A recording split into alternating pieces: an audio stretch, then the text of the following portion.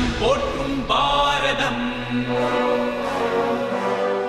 இது இணையில்லாமா காவியம்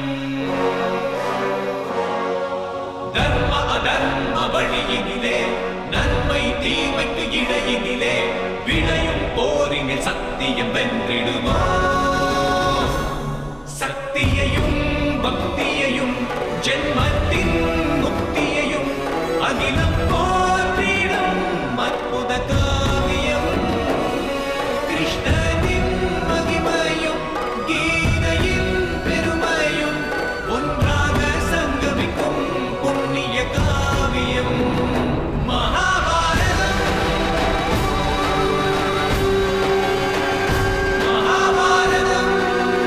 மகாபாரதம் ஜூன் 3 முதல் திங்கள் முதல் வெள்ளி வரை இரவு 7:30 மணிக்கு.